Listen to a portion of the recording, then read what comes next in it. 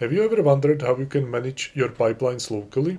How you can run them, monitor them, and schedule them without using any cloud technologies? Well, then the solution for you is called Apache Airflow, especially if your pipelines are based in Python and you effectively are fan of open source technologies. How it practically works. First of all, you need to define Python codes in functions for each step of your pipeline. Effectively, you can take a very common example, something that does certain ingestion as a step, then certain processing, let's say anonymization or some column transformation or data cleaning, and then loading it somewhere or doing certain cleaning as a third step.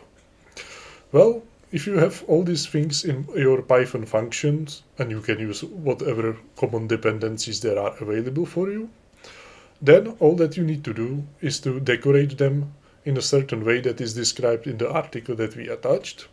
And then these functions, pure Python functions, become tasks. In Apache Airflow terminology, it's called a task. So effectively, you will have task for ingestion in our example, task for processing, and task for cleaning or loading or whatever you need. Then, once you have these things decided, you move to the next step, which is to define the workflow itself. In the Apache Airflow terminology, it's called directed acyclic graph. It sounds horrendous, but it's really trivial. You just say, I start with this task, then move to this task. If it succeeds, move to this task. You can also define multiple pipelines running simultaneously or steps that are independent. That's why it's called directed acyclic graph, because it's not really a pure tree you start on one place and end somewhere. It can be slightly more complicated depending on the need you have. Once you've finished with definition of your directed acyclic graph, i.e. workflow, you move to the next step, that is scheduler. You effectively define, as that logic suggests, when you want to run your pipelines. You want to run them once a day. You can also create things like triggers based on some event. It's a very simple logic.